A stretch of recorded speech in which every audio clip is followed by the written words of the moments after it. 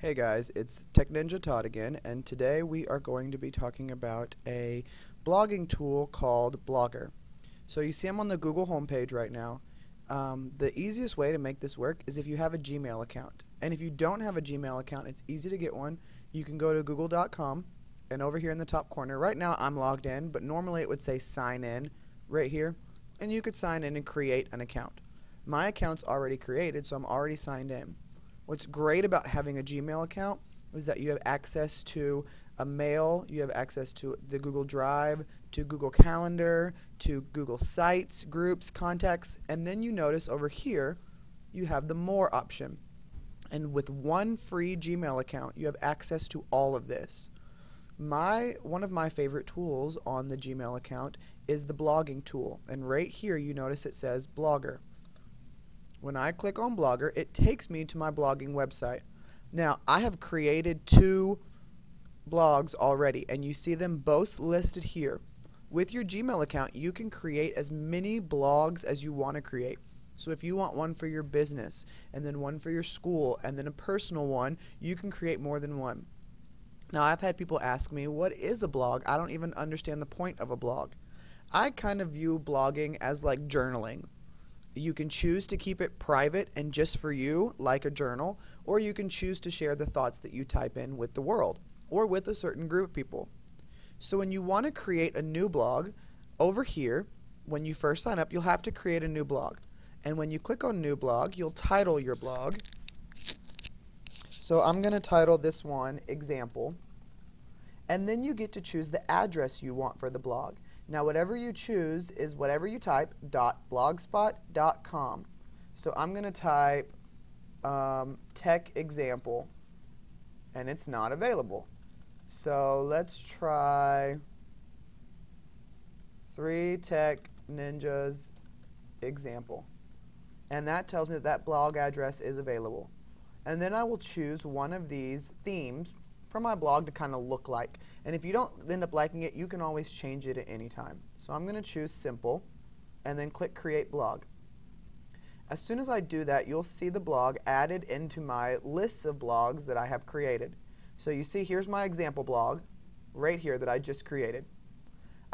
We did a training the other day, and I have a training blog that I have, and then I have my own personal blog for my classroom called Nesloni's Flipped Classroom. So you see I've already created 3 different blogs, and you can have an unlimited amount of blogs. Now over on the right you see different options. First of all is this orange pen. That orange pen allows you to create posts on your blog that's where your journal entries are. The next blog lets you see all the posts that you've done in a nice neat list, and then you can view your blog as it will be viewed by the public. So if I go and view this example blog that I just created, you see there's no posts. It's got my profile on the side, and that's about it. I titled it Example, so Example's real big up here.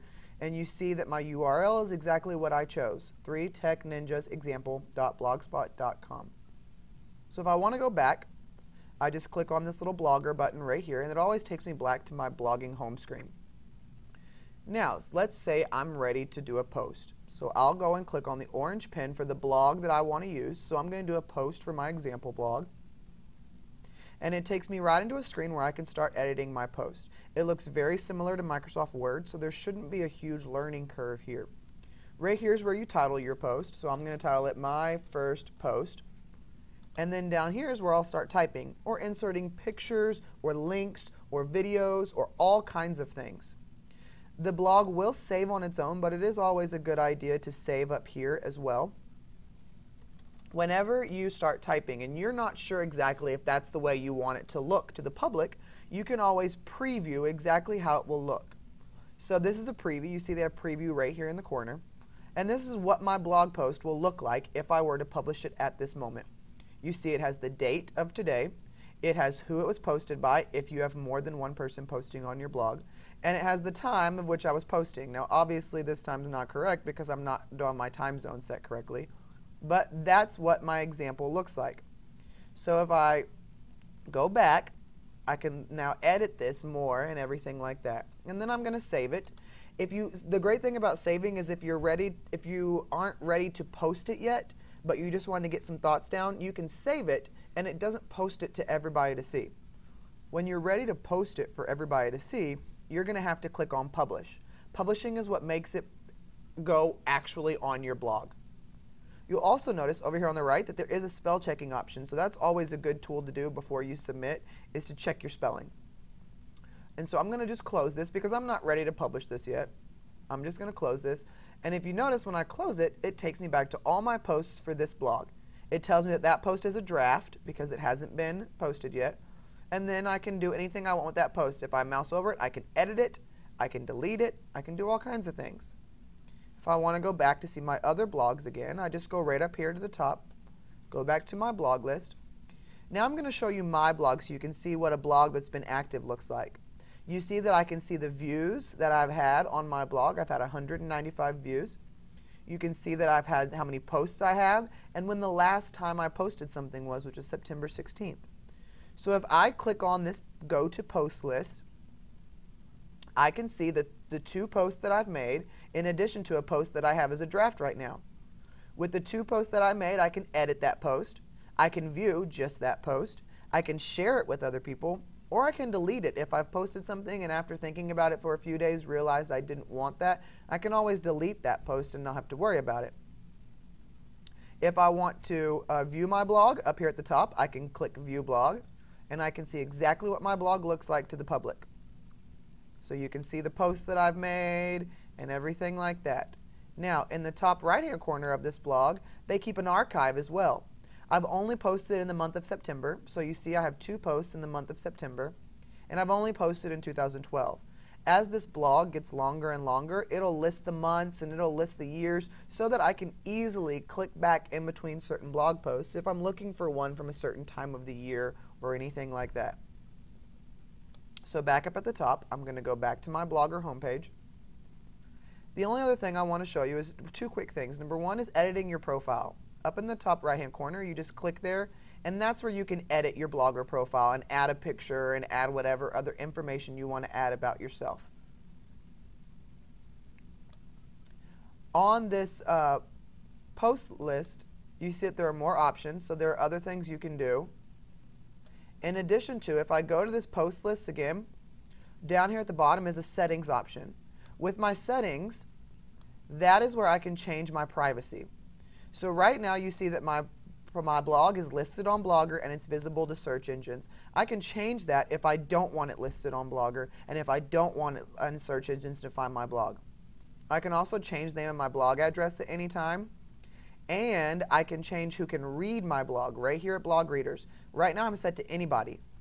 I can set it as only other blog authors can read it, which means that when if visitors try to visit, they'll see a message that says it's private. Or I can set my blog to only go to certain readers that I approve. And so you can set your blog whatever kind of way you want to set it so that it reaches the audience that you want it to reach.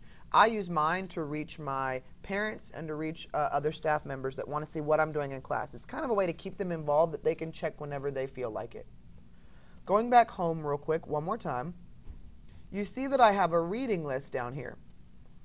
What you can do is if you have other educators or other people that you really like what they're blogging about, and you want to keep all their blog posts in one general location so you don't have to go from blog to blog to blog, you can add them to your reading list. And all you have to do is click Add and type in their blog URL.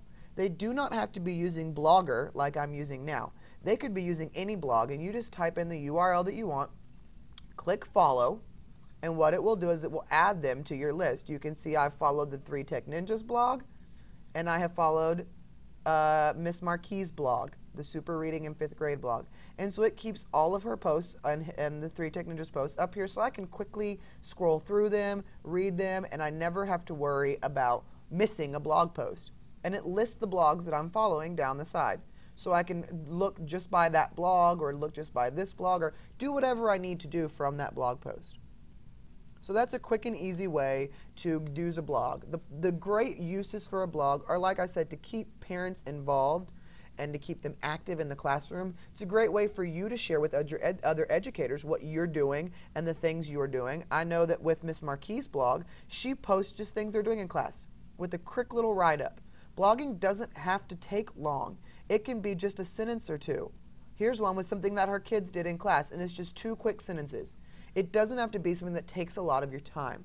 It's just a great way for you to interact with parents and other educators and the community at large with all the exciting and creative things that you're doing in your classroom.